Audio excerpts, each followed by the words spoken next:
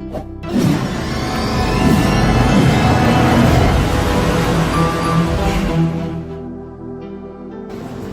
प्रभु ने जो भी बनाया कैसे बनाया? बोल कर बनाया। कैसे बनाया? बोल कर बनाया।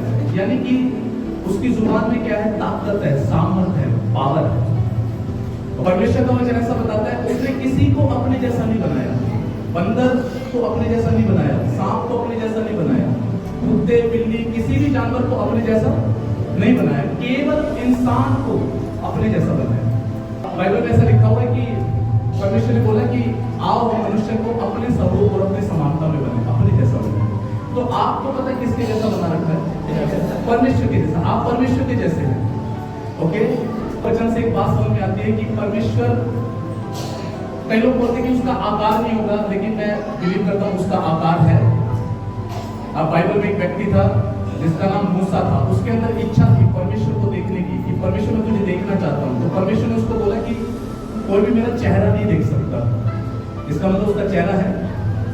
लेकिन उसने बोला कि तू मेरी क्या देख सकता है? पीठ देख सकता है, कमर देख सकता है, इसका मतलब उसकी कमर है।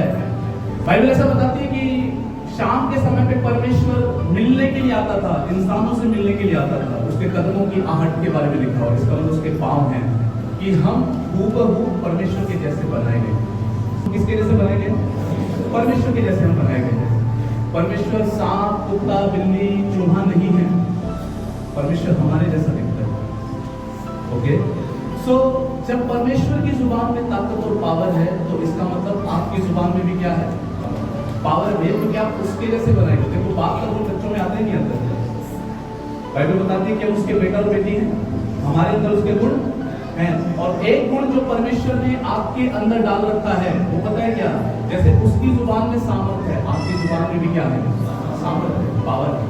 अब सवाल ये उठता है कि अगर हमारी जुबान में पावर है, ताकत है, तो वैसा क्यों नहीं होता जैसे हम बोलते हैं? वो तो बोलते ही, उसका तो बोलते ही हो जाता है, हमारा बोलते ही क्यों नहीं होता? तो उसका रीजन ये है, देखो ये बात 100% सच है कि परमेश्वर ने आपकी जुबान में पावर दी है, ताकत दी है, बट वैसा अधिकार नहीं दिया जैसा उसके पास है। उसका कारण यह है, उसे अच्छे से पता है कि इंसान जो ना भ्रष्ट है। उदाहरण के लिए मैं कई बार एग्जांपल देता हूं, अगर दो औरतों की लड़ाई हो गई और वो बोल देते हैं नाच जाएगा, तो क्या होगा? अरे नाच चला जाएगा। आप कितनी बार अपने मुंह से बोल देते हो हाय मर गया, आपको खत्म कर चुके होगे, मार चुके होगे, है ना? तेरे कीड़े पड़े होंगे। कितनी बार जुबान से बोलते हैं? बोलते नहीं बोलते? हम अपनी जुबान से जो ना अपना भी नाश कर लेते, दूसरों का भी नाश कर देते हैं। इसलिए उसने वैसा अधिकार नहीं दिया। बट एक बात मैं आपको बताना चाहता हूं, जिस बात को आप लगातार बोलते रहेंगे, हर दिन बोलेंगे, वो एक दिन आपकी जिंदगी में हो जाएगी। आज से आप अपनी लाइफ को बोलेंगे कि मैं ब्लेस हूं, मैं आशीषित हूं, और आप हर दिन यही बोलते हैं मैं आशीषित हूं, तो आप आने वाले टाइम में आशीषें ही देखेंगे। लेकिन अगर आप ये बोलेंगे मेरी जिंदगी में कुछ अच्छा नहीं होने वाला, तो कभी अच्छा होगा। मैं आपको बताना चाहता हूं कि परमेश्वर ने आपकी किस्मत लिखने का ठेका आपको दे रखा है, आपकी जुबान में डाल रखा है। जो जुबान से बोलोगे वो आने वाले टाइम में नजर आएगा। सो इसलिए मैं कई बार बोलता हूं कि अपने पड़ोसी को बोलिएगा आपकी जिंदगी सुंदर है और आप क्या सुंदर। मैं एक प्रभु के जन है, और वो इतने ज्यादा सुंदर नहीं थे, उनका लुक जो था अजीब सा था, वो अपने लुक से खुश नहीं थे, लेकिन वो हर दिन शीशे में देखकर अपने आप को एक बात बोलते थे कि तू सुंदर है। तू क्या है? तू सुंदर है। अभी 50 के करीब उनकी लगभग उम्र चली गई है, लेकिन जैसे जैसे उम्र उनकी बढ़ती जा रही है, वो ज्यादा जवान और ज्यादा सुंदर दिखते हैं, क्योंकि उन्होंने सालों पहले निर्णय लिया कि मैं हर दिन अपने आप को देख के क्या बोलूंगा कि मैं बहुत सुंदर हूं। Hallelujah, hallelujah, hallelujah. हमारी जुबान में क्या है? पावर है, ताकत है। लास्ट नाइट जब हम कुछ लोग प्रार्थना कर रहे थे यहाँ पर, तो मेरे हार्ट के अंदर ये बात बहुत ज्यादा उबाल मार रही थी, मतलब बहुत ज्यादा अंदर से आ रही थी कि हमारी कलीसिया को सबसे अधिक बहुत ज्यादा प्रेजेंस की जरूरत है, उपस्थिति की जरूरत है। उपस्थिति मतलब कि परमेश्वर स्वयं मौजूद है और बड़ी सामर्थ्य में मौजूद है। कैसे सामर्थ्य? बड़ी सामर्थ्य। मैं आपको बताना चाहता हूं कि मुझे कल ही एक न्यूज मिली, बट मैं आपको बताना चाहता हूं कि हम हाईलाइटेड हैं, ओके। और मेरे को एक ही बात समझ में आ रही थी कि अगर हमें यहाँ के आत्मिक वातावरण पर प्रभुता करनी है तो इस चर्च को महिमा में बढ़ना बहुत ज्यादा जरूरी है, उपस्थिति में बढ़ना बहुत ज्यादा जरूरी है, प्रभु की सामर्थ में बढ़ना बहुत ज्यादा जरूरी है। और हम एक ही वजह से टिके हुए, बस एक ही वजह से, और कोई वजह नहीं है कि मेरा शुरू से ही इस बात पर बहुत ज्यादा एम्फेसाइज है, प्रभाव है कि कलीसिया जो है वो प्रार्थना करने वाली कलीसिया होनी चाहिए। कारण क्या है कि असली शत्रु जो है वो कोई इंसान नहीं है, असली शत्रु आत्मिक जगत में बैठे। ये मेरी बहुत ज्यादा इच्छा है कि कलीसिया में जो ना बहुत प्रार्थना होनी चाहिए, बहुत ज्यादा प्रेयर होनी चाहिए। को हो, सुबह हो, दोपहर को हो, शाम को हो, प्रार्थनाएं हो, बहुत ज्यादा प्रार्थनाएं हो। और मैं एक बार फिर से अपना एक दर्शन आपको शेयर करना चाहता हूँ कि ये वो स्थान करना चाहिए जहां पर 24 घंटे 7 दिन प्रेयर हो, 24 आवर्स 7 डेज, 7 दिन प्रार्थना, 24 घंटे 7 दिन प्रार्थना। मतलब कभी भी कलीसिया खुली हो तो पता हो कि यहाँ पे क्या चल रही है, प्रार्थना चल रही है। पता है ये बात मेरे अंदर से कहां से आई है? बाइबल में एक व्यक्ति था जिसका नाम राजा दाऊद था। वो परमेश्वर का भक्त था, राजा था, बट वो परमेश्वर से डरता था, उसका भक्त था, परमेश्वर से प्यार करता था। और जब वो राजा बना तो उसने पता है क्या किया? उसने परमेश्वर के भवन के अंदर सैकड़ों हजारों लोगों को नियुक्त किया। उनकी ड्यूटी क्या लगाई कि तुम्हें स्तुति, आराधना का, प्रार्थना का हमेशा माहौल बना के रखना है। उसमें डफ बजाने वाले थे, गिटार बजाने वाले थे, और भी कुछ उस टाइम पे अगर म्यूजिकल इंस्ट्रूमेंट होंगे उनको बजाने वाले थे, और उनका और कुछ काम नहीं होता था। दाऊद ने उनको एक ही ड्यूटी दे रखी थी, बस तुम्हें क्या करना है? आराधना, प्रार्थना का माहौल बना के रखना है। 24 घंटे उनकी ड्यूटी थी, 24 घंटे 7 दिन उनकी ये ड्यूटी थी। और आपको पता है कि जब दाऊद ने ये सब शुरू किया तो आपको पता है लगभग 33 साल तक यही रहा। वहां पर 24 घंटे 7 दिन वहां पर स्तुति का, आराधना का हमेशा माहौल रहता था, प्रार्थना का माहौल रहता था। उसका नतीजा पता है क्या था? उसका नतीजा ये था, दाऊद अपनी जिंदगी में कभी कोई लड़ाई नहीं करता, कभी नहीं आता। तो मुझे यही बात समझ में आती है, हमें आत्मिक जगत पे प्रभुता करनी है, इस कलीसिया को समर्पण में आना होगा, प्रार्थना के समर्पण में आना होगा। लोगों को जिम्मेवारी लेनी होगी कि वो कलीसिया में आए और वो क्या करें? प्रार्थना करें। आप सोचो कि अगर 24 घंटे 7 दिन जिस दिन कलीसिया के अंदर प्रार्थना होने लग गई, क्या माहौल होगा यहाँ पर, क्या एटमॉस्फेयर होगा यहाँ पर। मैं आपको बताना चाहता हूँ कि छुटकारों में दम नहीं लगेगा, छुटकारे ऐसे हुआ करेंगे जो, हाँ, अगर बहुत ज्यादा प्रार्थनाएं बढ़ेगी, ऑटोमेटिकली प्रभु की प्रेजेंस, सामर्थ बहुत ज्यादा होगी। मैं आपको एक बात बताना चाहता हूँ कि ना, पता है, जब तक आपको एक बात समझ में नहीं आएगी, ये बात आपके जहन में आनी चाहिए। लोग कहते हैं कि उसकी मर्जी के बिना एक पत्ता भी नहीं हिल सकता, ऐसे मानते एक सवाल पूछूं, प्रोटेस्ट चल रहा था, वहाँ पे बहुत सारे जवानों की पिटाई भी हुई है, लड़कियों के साथ छेड़छाड़ भी हुए नहीं। मेरे सवाल है, क्या इसमें उसकी मर्जी थी? क्या इसमें उसकी मर्जी थी? क्या इसका मतलब ये रॉन्ग थ्योलॉजी है। लोग कहते हैं उसकी मर्जी के बिना पत्ता नहीं हिल सकता, तो फिर ये आतंकवाद क्यों, रेप क्यों? यीशु मसीह ने जब प्रार्थना करने के बारे में सिखाया तो उसने एक बात बोला, उसने बोला कि ऐसे प्रार्थना किया करो कि जैसे तेरी मर्जी स्वर्ग में पूरी होती है, ऐसे कहां पे पूरी हो?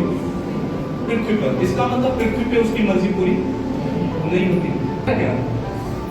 अगर पृथ्वी पे अगर उसकी सारी मर्जी पूरी होती तो क्या कोई बीमार होता? अगर उसकी सारी मर्जी पूरी होती तो क्या कोई गरीब होता? नहीं होता। मैं आपको बताना चाहता हूं कि अगर परमेश्वर को अपनी मर्जी यहां पर पूरी करनी है तो उसको ऐसे लोगों की जरूरत है जो उससे प्रार्थना करने वाले हो। बाइबल में ऐसा लिखा हुआ है, मुझसे प्रार्थना कर और मैं सुनकर उत्तर दूंगा और तुझे कठिन और मुश्किल बातें बताऊंगा जिन्हें तू अभी नहीं समझता। क्या मैं आपको ये बताना चाहता हूं कि परमेश्वर को यहां पर धरती पे काम करने के लिए आपकी जरूरत है, आपकी प्रार्थनाओं की जरूरत है। जब तक आप प्रार्थना नहीं करेंगे परमेश्वर काम नहीं कर सकता, सीमित है। तो मैं एक बात बताता हूं, कैसे सुनो। परमेश्वर ने जब ये पृथ्वी बनाई, ये धरती बनाई, तो इस धरती का अधिकार हमें दे दिया। किसको दे दिया? हमें दे दिया। मान के चलो कि इसको मैंने एक घर गिफ्ट कर दिया, ठीक है, एक घर गिफ्ट कर दिया, ठीक है। मैंने क्या कर दिया इसे? घर गिफ्ट कर दिया। जब मुझे मैंने गिफ्ट किया, लेकिन अगर अब मुझे इसके घर में प्रवेश करना है, तब मर्जी तब जा सकता हूँ या मुझे इससे परमिशन चाहिए? चाहिए नहीं चाहिए? चाहे बेशक से मैंने क्या दिया है? गिफ्ट दिया। इस धरती पर जब परमेश्वर ने इंसान को बनाया, परमेश्वर का वचन ऐसा बताता, सारा अधिकार उसने हमारे हाथ में कर दिया। लिखा है इस पर क्या कर? प्रभुता कर। मतलब मैं आपको बताना चाहता हूं कि परमेश्वर जो है ना, अब इस धरती पे जो भी करता है वो मनुष्य की सहमति से करता है। जब तक इस पृथ्वी पे इंटरफेयर नहीं कर सकता जब तक मनुष्य न चाहे। तो लोगों के माइंड में अक्सर ये बातें होती हैं, अगर इस दुनिया में कोई भगवान है, ईश्वर है, परमात्मा है, ये ऐसा क्यों है, वो वैसा क्यों है। मैं आपको कारण बताना चाहता हूँ, हर मर्जी परमेश्वर की इस धरती पे पूरी नहीं होती। यहाँ पर कार्य करना है तो उसे हमारी जरूरत है। ये कई सारी जिम्मेवारी आपके ऊपर लेके आ जाता है। जैसे उदाहरण के लिए बताता हूँ, एक बार की बात है, अंकल हैं, वो ना मेरे पापा के पास आते हैं और मेरा उस टाइम पे ना वजन बढ़ा हुआ था, मतलब मेरा पेट बढ़ गया था। मेरा पेट करीबन 90 या 95 चला गया था, 95 के करीब वजन चला गया था मेरा। 95 किलो वजन जब हो गया था तो मैं अपने वजन को लेके बात कर रहा था, 69 से बात कर रहा था कि मेरा पेट बहुत बढ़ गया, मुझे इसको घटाना है। तो पापा के पास आते जाते हैं, तो बोले, अंकल मेरे को बोले बेटा वजन घटना बढ़ना तेरे हाथ में नहीं है, वजन घटना और बढ़ना तेरे हाथ में नहीं है। वो मुझे बोलने लगे, बोले कि देखो ये ग्रहों का चक्कर होता है, जब ग्रह ऐसे ऐसे होते हैं तो हमारा वजन बढ़ जाता है, जब ग्रह वैसे वैसे होते हैं तो वजन घट जाता है। फिर वो मुझे बोलने लगे कि देखो अच्छा भी वहीं से होता है, बुरा भी वहीं से होता है। ये सब बातें पता है क्या करती है? ये सब बातें इंसान को उसकी जिम्मेदारियों से मुक्त कर देती है। इंसान क्या है? किस्मत के भरोसे जीता है कि जो होना होगा वो तो होगा, जिम्मेदारी से क्या हो गया? फ्री हो गया। बट मैं आपको बताना चाहता हूँ, आज के टाइम पे मैं आपको एक बात बताना चाहता हूँ, कलिसिया ये सब रॉन्ग थियोलॉजी है। वचन ऐसा बताता है वो ज्योति है और उसमें कुछ भी अंधकार नहीं, कुछ भी बुरा, कुछ भी गलत उसकी ओर से नहीं है। क्या? और आपकी जिम्मेवारी पता है क्या है? अगर आप ये चाहते हो कि परमेश्वर कार्य करे इस धरती के ऊपर, तो उसे जरूरत है कुछ ऐसे लोगों की जो प्रार्थना करने वाले हो, प्रेयर करने वाले हो, प्रार्थना करने वाले हो। उसको कार्य करने के लिए यहाँ पर लोग चाहिए। देखो मैं आपको एक उदाहरण से बताता हूँ, मेरी बात को सुनो। मैंने मैक्सिमम टाइम यही ऑब्जर्व किया है कि जब शैतान को काम करना होता है तो किसी व्यक्ति के जरिए करता है। किसके जरिए करता है? व्यक्ति के जरिए। जब शैतान को काम करना होता है किसके जरिए करते हैं? व्यक्ति के जरिए करते हैं। मतलब अगर मान के चलो किसी को डिस्टर्ब करना है तो वो किसी का इस्तेमाल करेगा। अगर आपके घर में कलेश करवाना है तो किसी का दिमाग पहले खराब करेगा, फिर कलेश करवाएगा, फिर लड़ाई करवाएगा। ओके, ऐसा तो है नहीं कि प्रकट रूप में आ गया, हाथ लंबे चौड़े कर लिए हूँ, दांत निकाल दिए हूँ, हा करके बोला हूँ। ऐसा कभी हुआ किसी के साथ? वो घर में किसी का दिमाग खराब करता है, फिर सबको क्या करता है? डिस्टर्ब करता है।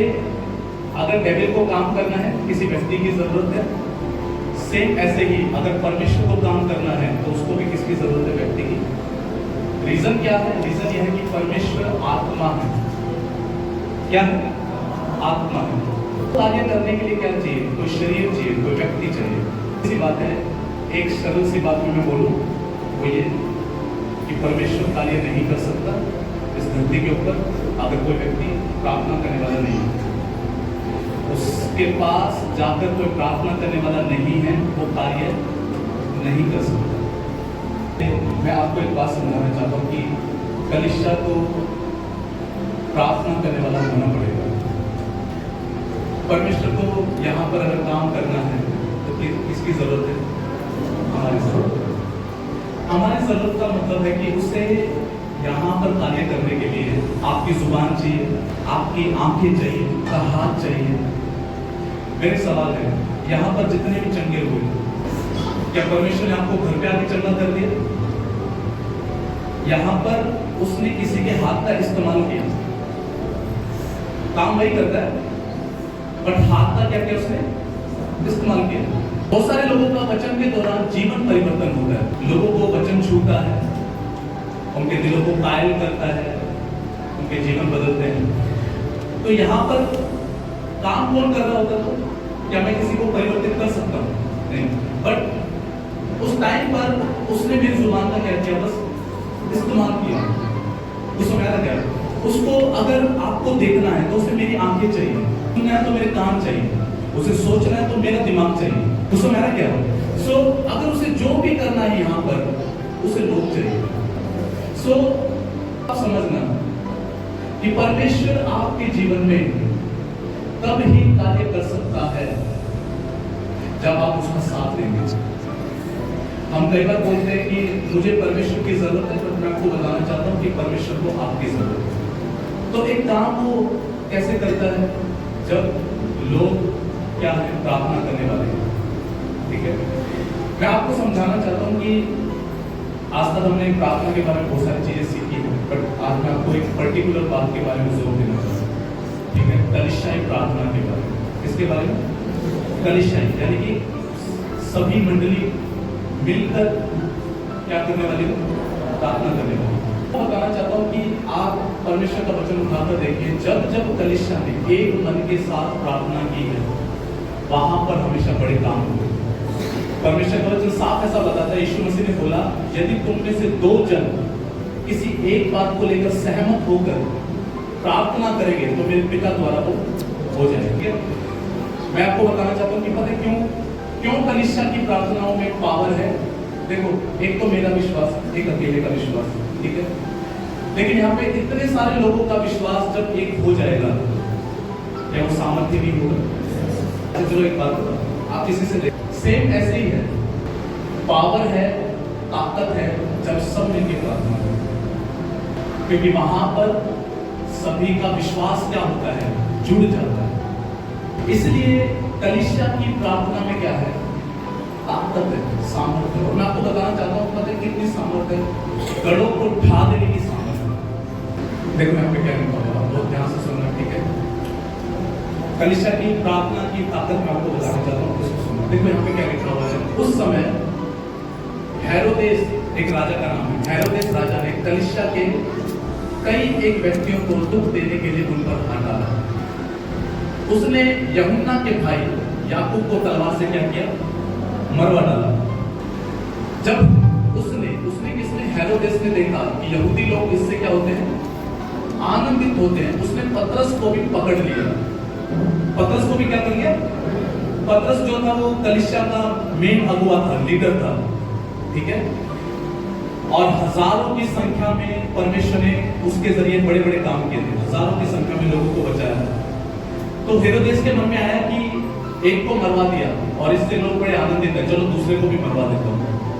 तो उसने क्या किया? पतरस को पकड़वा लिया। वे दिन अखमीरी रोटी के दिन थे, मतलब ये कोई ना त्योहार था, और उसने उसे पकड़कर कहां डाल दिया? बंदी गृह में डाल दिया, और रखवाली के लिए 4 सिपाहियों के 4 पैरों में रखा, इस मनसा से कि फसह के बाद उसे लोगों के सामने, तो उसे बंदी गृह में डाल दिया और टाइट सिक्योरिटी में, सोच कर कि अभी त्योहार के दिन है, त्योहार के बाद इसे लोगों के सामने क्या करेंगे? हम लेकर आएंगे इसको सजा दी जा सके। गृह में पतरस की रखवाली हो रही थी, परंतु कलीसिया उसके लिए क्या कर रही थी? लो लगाकर परमेश्वर से प्रार्थना कर रही थी। समझ आ रहा क्या? देखो, हम जब भी पढ़ते हैं इससे हमें समझ आता है, वहां पर उस समय पर विरोध बहुत ज्यादा था, शायद कोई पहुंच नहीं होगी। हेरोदेस खुद करवा रहा है, क्योंकि वो वहां का क्या है, खुद क्या है, राजा है, वो करवा रहा सब कुछ। और पतरस को क्या किया, बंदी गृह में, जेल में बंद कर दिया। लेकिन आप देखो यहाँ पर कलीसिया क्या कर रही है, सो रही है, हाथ पर हाथ मार के बैठी है क्या चिंता करके बैठी है क्या कि पतरस का क्या होगा, याकूब मारा गया, पतरस का पता नहीं क्या चिंता करने को बैठी। यही बात समझने की जरूरत है कि कोई भी समस्या, कोई भी प्रॉब्लम आए, इस कलीसिया की तरह हमें भी क्या करने वाला बनना है, प्रार्थना करने वाला बनना है। लिखा है कि कलीसिया लो लगाकर मतलब बहुत ध्यान से, बहुत ज्वलनशीलता से, बहुत फर्वेंटली क्या कर रही थी, प्रार्थना कर रही थी। क्योंकि उनको पता था कि हमारा लीडर क्या कर लिया गया है, पकड़ लिया गया। मैं आपको बताना चाहता हूं क्यों कलीसिया प्रार्थना कर रही है, क्योंकि कलीसिया को पता था प्रार्थना में सामर्थ है, पावर है। पढ़ने वालों को शायद अजीब सा लगेगा, ये लगेगा कि यार किसी की पहुंच लगवानी चाहिए, हेरोदेस के पास जाना चाहिए, बातचीत करनी चाहिए, उससे रिक्वेस्ट करनी चाहिए, कुछ ना कुछ करना चाहिए जिससे कि वो पतरस को छोड़ दे। बट कलीसिया ये सब नहीं कर रही है। कलीसिया वहां पर लो लगाकर क्या कर रही है, प्रार्थना कर रही है। बाइबल में राजा दाऊद कहता है, मेरी सहायता कहां से आएगी, मैं पर्वतों की ओर आंखें लगाऊंगा, मेरी सहायता यहोवा की ओर से आएगी। उस कलीसिया को भी ये पता था कि विजय ना रथों से मिलेगी, ना घोड़ों से, ना पैसे से, ना बल से, ना पहुंच से, विजय प्रार्थना से मिलेगी। तो पूरी की पूरी कलीसिया क्या करने के लिए बैठी, प्रार्थना करने के लिए बैठी, लो लगाकर प्रे करने बैठी, ये उनका काम था। एक बार की बात है, मैं आपको बताना चाहता हूँ, एक प्रभु के जन है और उनको ऐसे कुछ लोगों ने आके उनको पानीपत में कलीसिया चलाते, कुछ लोगों ने आके उनको डराया, धमकाया, उनको बोला कि हम कल आएंगे। वो नहीं थे उस टाइम पे, वो प्रार्थना कर रहे थे। उनके वॉलंटियर्स बाहर निकल के आए, जो सेवा करते वो बाहर निकल गए, बोले कि तुम्हारा पास्टर नाम पे, बोले कि पास्टर तो मीटिंग में है। बोले ठीक है, तुम्हारी प्रार्थना कब होती है, बोले संडे होती है। बोले ठीक है, हम कल आएंगे। जब पास्टर प्रार्थना से बाहर आए तो वॉलंटियर्स ने बताया ऐसे ऐसे कुछ लोग आए थे और वो आपके बारे में पूछ रहे थे। बोले आपने क्या बोला, बोले कि हमने बोला आप मीटिंग में। पास्टर ने बोला तुमने झूठ क्यों बोला, मेरे को बुलाया क्यों नहीं। बोले पास्टर झूठ बोलना बोला, आप यीशु के साथ मीटिंग में थे। तो पास्टर जी को नहीं पता था। उन्होंने जाके रूम में गए, उन्होंने प्रभु को बोला प्रभु मुझे नहीं पता कौन थे कौन नहीं थे, और जाके आराधना प्रार्थना में समय बिताया। सुबह उनकी कलीसिया की सेशंस थे, कलीसिया प्रार्थना चल रही थी, तो वहां पर एक बंदा आया लास्ट में और वो उनको पकड़ के ऑफिस में ले गए अपनी फैमिली के साथ। क्योंकि कल मैं आया था लेकिन किसी और मंशा से आया था। कल रात को 11 बजे मेरे रिश्तेदार का फोन आया और उसने बताया कि उसके दिल में छेद था, ऑपरेशन होना था, आपके यहाँ पे प्रार्थना करवाया, वो ठीक हो गया। मेरा मन बदल गया, मैं आज प्रार्थना करवाने के लिए आया मेरे और मेरे परिवार के लिए। सुनो, उन्होंने मेन काम क्या किया, उन्होंने वहां पे जाके प्रेयर किया, प्रार्थना किया। उन्होंने प्रभु को बोला प्रभु मुझे नहीं पता कौन है बट मैं तेरे पास आता हूं। तो समझा क्या, ये बात समझने की जरूरत है पूरी कलीसिया को। आपको समझना पड़ेगा कि परमेश्वर को अगर आपके जीवन में कुछ भी करना है, आपको समझना होगा कि आपको प्रार्थना करने वाला बनना पड़ेगा। अगर हमें आत्मिक जगत पे फतह पानी है, रूल करना है, राज्य करना है, इस कलीसिया को प्रार्थना करने वाला बनना पड़ेगा। मैं आपको बताता हूँ कि कितने ही लोग होते, हम तो सोए होते रात को, बाबा और तांत्रिक लोग भी सोते, उनके काम ही रात को शुरू होते 12 बजे, 1 बजे, 2 बजे तंत्र मंत्र करेंगे, शमशान घाटों में मिलेंगे, लोगों की जिंदगी को नाश कर रहे होते। कलीसिया सो नहीं सकती ऐसे में। अगर हम सो रहे हैं, जाग नहीं रहे, हम प्रे करने वाले हैं, प्रार्थना करने वाले हैं, तो लोगों की जिंदगी ऐसे तबाह होती रही। सो वो कलीसिया क्या कर रही है, लो लगाकर क्या कर रही है, प्रार्थना कर रही है। उनको ये पता है कि भाई जो सहायता आएगी कहां से आएगी, वहां से आएगी। उन्हें पता है कि राजा खुद हमारे अगेंस्ट है, राजा के पास जाकर रिक्वेस्ट करेगा कोई फायदा नहीं, क्योंकि सब कौन करवा रहा है, राजा ही करवा रहा है। और यहाँ पे देखो क्या लिखा, और जब हेरोदेस उसे उनके सामने लाने को था तो उसी रात पतरस 2 जंजीरों में क्या था, बंधा हुआ था। दो सिपाहियों के बीच में क्या कर रहा था, सो रहा था, और पहरेदार द्वार पर बंदी करके क्या कर रहे थे, रखवाली कर रहे थे। देखो उसका टाइम नजदीक है, पतरस को जब राजा के सामने लाने का टाइम जब क्या है, नजदीक है। आज रात है और कल सुबह उसको पेश होना है। बार आपको पता है हम प्रार्थना करते रहते हैं, हमें एकदम से उत्तर नहीं मिलता, रिजल्ट नहीं मिलता, हम निराश हो जाते हैं। परमेश्वर का अपना काम करने का तरीका और समय है, काम करने का तरीका और समय है। आपको बताता हूँ कि जब पतरस को जेल में डाला गया और जब उसको पेश होना है, इसमें 7 या 8 दिन का गैप है। क्या है, यानी कि 7-8 दिन उसको कम से कम जेल में बंद हुए हो चुके हैं। कलीसिया प्रार्थना कर रही है, क्या पहले दिन ही परमेश्वर ने काम कर दिया, क्या दूसरे दिन किया, तीसरे दिन किया? लिखा है जब उसको पेश होना था अगले दिन सुबह।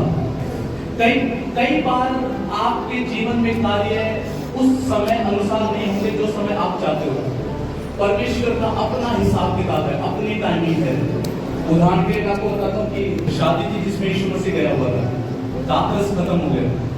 उसकी जो शारीरिक माँ थी यीशु बाप बोलती है कि दाखरस खत्म हो गया, इसका इंतजाम करो। यीशु ने बोला हे नारी अभी मेरा समय नहीं है, अभी मेरा टाइम नहीं है। यानी कि परमेश्वर का अपना काम करने का क्या है, टाइमिंग है। ऐसा लिखा हुआ धरती के ऊपर हर चीज का मौसम और समय है।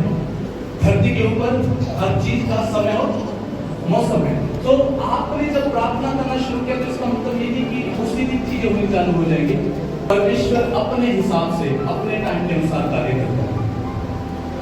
तब प्रभु का एक स्वर्गदूत आ खड़ा हुआ और उस कोठरी में ज्योति चमकी। उसने पतरस की पसली पे हाथ मारकर उसे जगाया और कहा उठ जल्दी कर।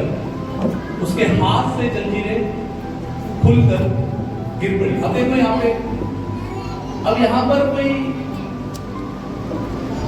कोई वहां पर ऐसा कोई फरमान नहीं आया कि वकील आया चलो जी तुम्हारी जमानत हो गई है। और परमेश्वर को पता है कि भैया इनका तो दुश्मन स्वयं कौन बना हुआ है, राजा बना हुआ है। इस टाइम सारा कानून व्यवस्था हुई बनाकर, तो परमेश्वर ने पता पतरस को कैसे छुड़ाया। उसने अपने दूत को भेजा और रात को उसकी क्या होगी, अपने आप क्या होगी, जंजीरें खुल गई। बताना चाहता हूँ कि प्रार्थना जो है ना वो आपके जीवन में रिलीज करती है, एंजल्स को रिलीज करती है, आपके हक में कार्य करती है। मैंने कई बार एक बात को बताया कि मैं आपको बताता हूँ, देखो मैं आपको एक बात बताता हूँ, पता है क्या है, मैनी टाइम्स कई बार ऐसा मैं बोलता नहीं हूँ, बट कई बार मैंने आराधना में, प्रार्थना में एंजलिक एक्टिविटीज को इस हॉल के अंदर अनुभव किया। जब आप प्रार्थना करना शुरू करते हैं, स्वर्ग को मूव करना शुरू करते हैं।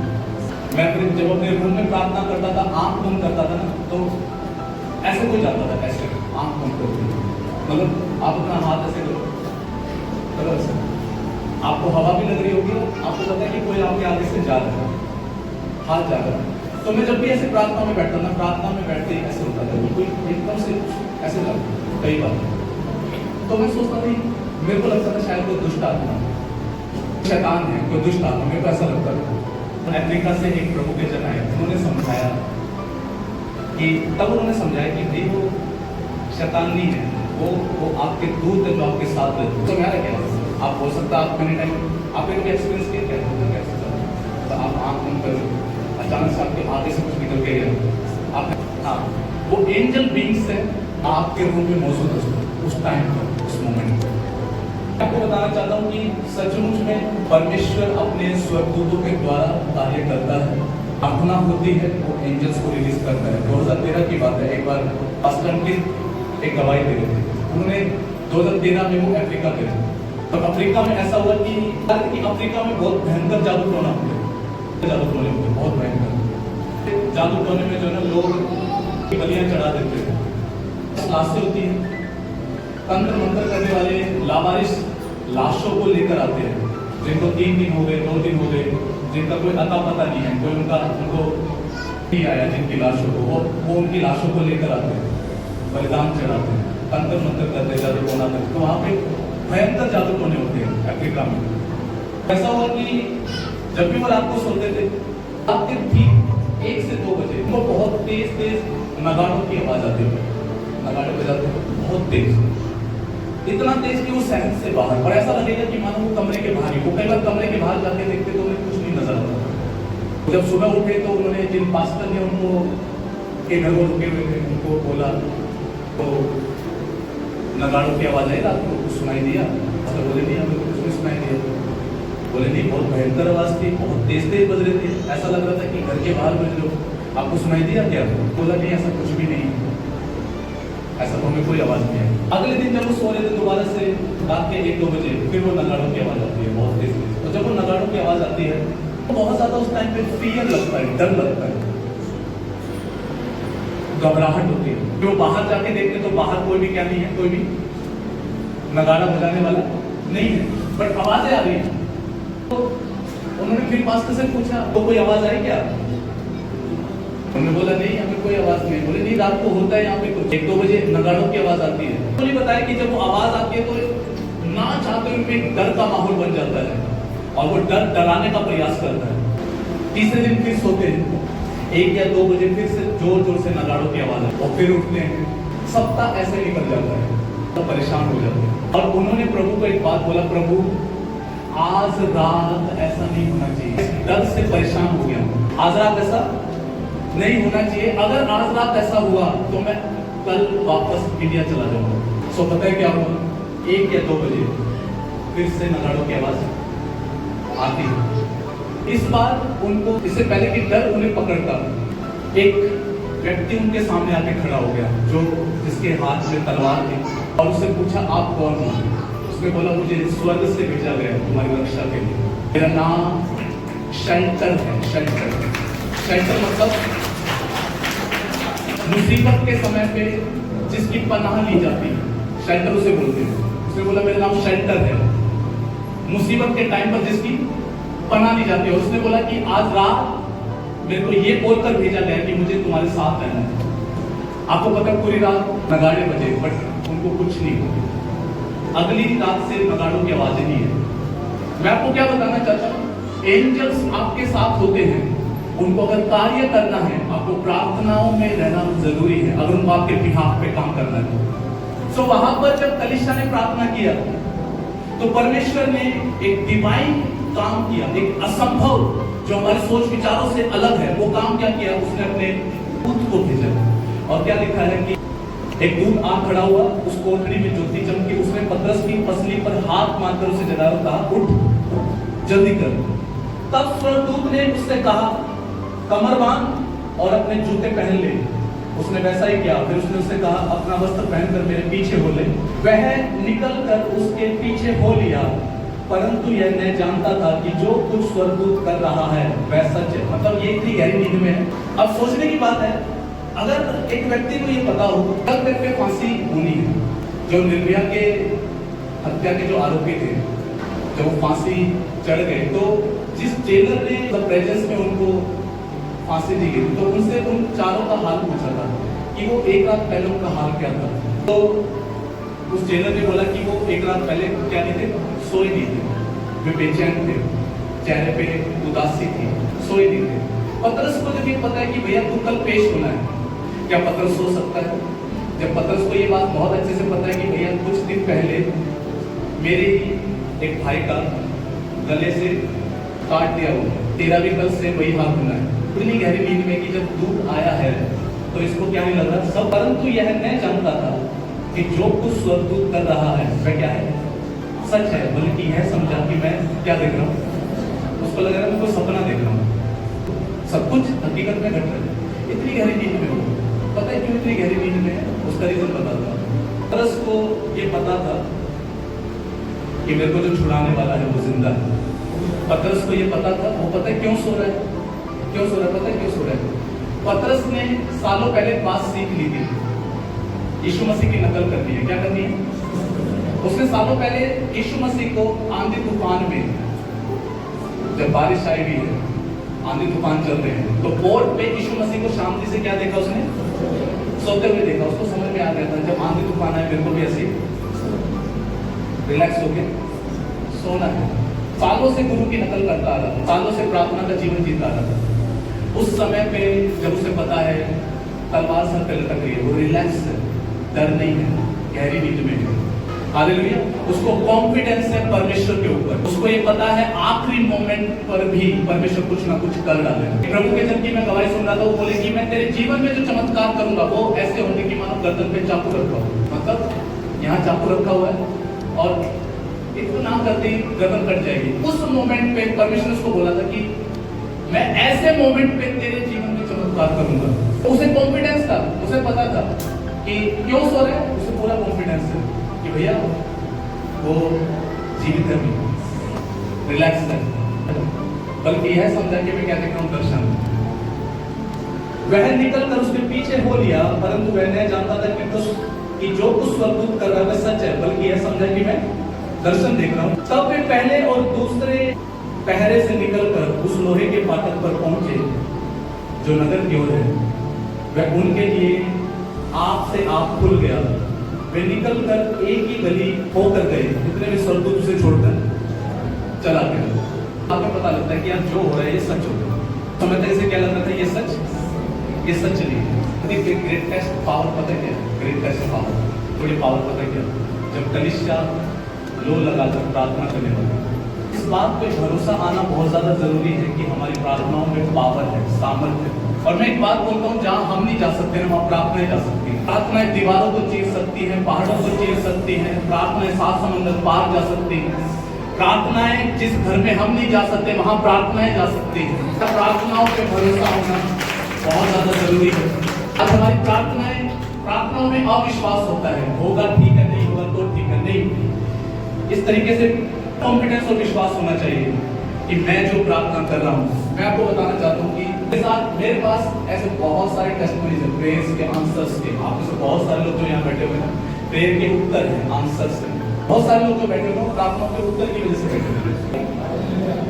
आप में से बहुत सारे जो प्रेयर की वजह से बैठे हुए हैं, प्रार्थनाओं के उत्तर की वजह से बैठे हुए हैं। प्रार्थना की सामर्थ को कम नहीं आंकना। आप तो फ्राइडे नाइट हम प्रेयर करते हैं, क्या हम लाख उसे मतलब हवा में मुक्के मारने के लिए इकट्ठे होते हैं क्या? नहीं। मुझे बहुत अच्छे से याद है कि आप में से बहुत सारे लोग जो शुरुआत से रात्रि प्रार्थना में आ रहे हैं, आप में से बहुतों को पता होगा क्या माहौल होता था, कितना ज्यादा संघर्ष होता था प्रार्थना के अंदर। नींद आना, आत्मिक विरोध महसूस करना नहीं होता था। कितनों को याद है?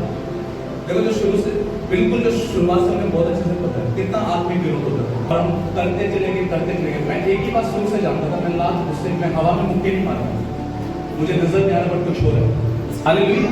और मैं आपको बताना चाहता हूँ अभी भी हम कुछ हवा में कुछ नहीं कर रहे, सब आत्मिक जगत में प्रभाव डाल रहे हैं। इसका एकदम से रिजल्ट दिखेगा, एकदम से सब कुछ होगा, एकदम से परमेश्वर का काम होगा, एकदम से गवाही आएंगी, एकदम से टेस्टिमनीज आएंगी, एकदम से परमेश्वर सैलाब को लेकर आएगा, एकदम से कुछ टूटेगा, कुछ ब्रेक होगा, बंधन ब्रेक होंगे, एकदम से कुछ आत्मिक जगत में टूट जाएगा, एकदम से जो अड़ा हुआ है वो हटा दिया जाएगा, एकदम से होगा, अचानक से होगा। यीशु के नाम में आपके जीवनों में अचानक से होगा, एकदम से होगा, अचानक से परिस्थितियां चेंज हो जाएंगी यीशु के नाम में। अचानक से बड़ा बताओ, यीशु के सामर्थ्य नाम में मैं डिक्लेयर करता हूँ अचानक से होगा। अगर आप होंगे ये क्या हुआ, अचानक से बंधन टूटेंगे, अचानक से कुछ जो आपको पकड़े हुआ है, आपके घर को पकड़े हुआ है वो ब्रेक होगा, अचानक से ब्रेक होगा यीशु के नाम। बहुत सारे इंस्पायर करने वाली चीजें होती हैं। कुछ फिल्में मुझे बहुत ज्यादा पसंद है, अच्छी लगती है, 2-3 बार देख चुका, चौथी 5वीं 6ठी बार में देखने के लिए बोलेंगे तो मैं देख लूंगा उसे। और मुझे वो फिल्म बहुत ज्यादा पसंद है, माउंटेन मैन के बारे में, शरद मांझी के बारे में। मुझे वो व्यक्ति भी बहुत पसंद आता है, सुना हुआ नाम सर? एक व्यक्ति ने इतना बड़ा पहाड़, घोड़े से उसने पहाड़ को काट दिया, और जब उसने शुरुआत की थी ना तो सब ये कहते थे पागल है। मौसम आया, अकाल आया, खाने को कुछ है या नहीं है, पीने को कुछ है या नहीं है, वो हर परिस्थिति में उसको काटता रहा। और सबको ये लगता था, उसके गांव वाले कहते थे पगला गया है, किया गया है। बट 22 साल नॉन स्टॉप, आज लोग हार मान जाते हैं, एकदम से सफलता ना मिले तो डिप्रेशन में चले जाते हैं, निराशा में चले जाते हैं, सुसाइड कर लेते हैं। उन 22 सालों में ऐसा नहीं कि उसे कोई हौसला देने वाला है, ऐसा नहीं कि उसकी कोई तारीफ करने वाला है, कोई शाबाशी देने वाला है, कोई नहीं। सरकार से मदद लेने जाता है, सरकार भी जो उसके जो गांव के जो पंचायत के लोग थे वो धोखाधड़ी कर देते हैं, पैसा अपने पास रख लेते हैं, थप्पड़ भी लगता है, होती है, जेल भी जाता है। इन सब बातों के बावजूद टूटने की बजाय उसके मन में एक ही बात थी कि मैं इसको तोड़ के करूंगा। आज वहां पे सड़क है, अपने लोगों के लिए आसान हो गया है कि जब तक तोड़ेंगे नहीं तब तक छोड़ेंगे नहीं। और यही मानसिकता कलिशा को अपनाने की जरूरत है। मानसिकता जब तक तोड़ेंगे नहीं तब तक छोड़ेंगे नहीं। बोलो पड़ो तो मैंने क्या सो आपकी प्रार्थनाएं बंधनों को ब्रेक करेगी। आपकी प्रार्थनाएं आपके घर परिवार के माहौल को चेंज करेगी, बंधन ब्रेक होंगे। यीशु मसीह के नाम में हर एक आत्मिक पहाड़ गिराया जाएगा, हर एक आत्मिक पहाड़ गिराया जाएगा, अंधकार की शक्तियां गिराई जाएंगी, शैतान हारेगा, हार को देखेगा, बहादुर के ऊपर से भी अंधकार की ताकतें गिराई जाएंगी। यीशु मसीह के सामर्थ्य नाम में आपको केवल अड़े और खड़े रहना है। आपको ये नहीं सोचना कि कुछ नहीं हो रहा, सब कुछ हो रहा है। हर बंधन ब्रेक हो रहा है, हर हथौड़ा जो चेन पर पड़ रहा है, चेन टूट रही है यीशु के नाम में। आपके जीवन से सदा के लिए ब्रेक हो जाएगी, नजर भी नहीं आएगा वो पहाड़ यीशु के नाम में। वो पहाड़ नजर भी नहीं आएगा। तो आज क्या नजर आता है क्या वो पहाड़? तो 22 साल तक एक बंदा तोड़ता रहा। तो मुझे वो व्यक्ति बड़ा पसंद है यार, क्या प्रेरणा मिलती है, हार नहीं मानी, किसी ने साथ दिया या नहीं दिया, अकेला खड़ा रहा। हाँ, एक मजदूर था, ऐसा नहीं तो पढ़ा लिखा व्यक्ति, कमाल की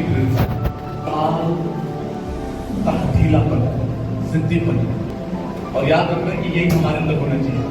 ये मानसिकता नहीं होनी चाहिए एक मसीह बंदे की, एक प्रभु के बंदे की, जिसके अंदर पवित्र आत्मा वास करता है। जल्दी हार मानने वाला नहीं होना चाहिए, निराश हो जाना, डिप्रेस हो जाना, इतना कमजोर नहीं होना चाहिए, इतना कच्चा नहीं होना चाहिए। और मैं आपको बताना चाहता हूँ कि अगर सुनो कहेंगे उसके पास तो छेड़ी हथौड़े थे, हमारे पास क्या है? प्रार्थना आपका छेड़ी और हथौड़ा, घोषणा छेड़ी और हथौड़ा। वचन में लिखा हुआ वचन तो भाई तलवार है, वचन हथौड़ा है, वचन आग है। जब ये मुंह से निकलता है फायर रिलीज होती है, हथौड़ा रिलीज होता है, मारता आपके पहाड़ों को तोड़ता है यीशु के नाम में। सो मुझे तो बड़ा मजा आता है, मैं तो फ्राइडे को एंजॉय करता हूँ। कल भी बड़ा मजा आ रहा था। अगर एक दिन जवाब ना आए हार भी माना, 2 दिन ना आए हार भी माना, करते रहो, परमेश्वर काम कर रहे हो, निरंतर बढ़ते रहो, करते रहो, हारना नहीं है। वचनों को बोलते रहो, दृढ़ बने रहो, यस दृढ़ बने रहो, मजबूत बने रहो, जो कर रहे करते रहो, रिजल्ट दिखेगा, रिजल्ट आएगा, रिजल्ट दिखेगा, 100% दिखेगा चर्च, वो नजर आएगा। यीशु के नाम में मैं आपको कह रहा हूँ, आपको आपकी गवाही दिखेगी, आपको रिजल्ट दिखेगा यीशु के नाम में, आपको नजर आएगा। यस, परमेश्वर का सामर्थ टच करेगा आपकी परिस्थिति को, छुएगा, वो टच की जाएगी। क्या लिखा हुआ है? लास्ट बार देखो, धर्मी जन की प्रार्थना के प्रभाव से बहुत कुछ हो सकता है।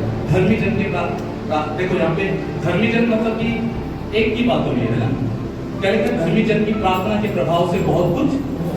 अच्छा, अब आप सोचो कि यहाँ पे लिखा होगा धर्मी जनों की प्रार्थना के प्रभाव, जब यहाँ पे तो एक ही बात हो रही है, बट कितने सारे धर्मी जन प्रेर कर रहे हैं, सोचो क्या नहीं हो सकता। हालेलुया। मैं आपको एक बात बताना चाहता हूँ कि प्लीज अपनी प्रार्थनाओं में विषयों को शामिल करें, केवल अपने लिए प्रार्थना ना करें कि हमेशा अपने पर ही केंद्रित हो।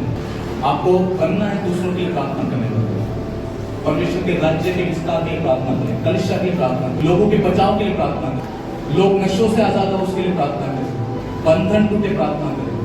आप हर रविवार के लिए प्रार्थना करें कि परमेश्वर तेरा अद्भुत काम होना चाहिए। और मैं आपको बताना चाहता हूँ कि हम जो भी कर देना एक दिन होगा, दिखेगा, नजर आएगा, बड़े काम होंगे, परमेश्वर की महिमा प्रकट होगी, वो जरूर प्रकट होगी।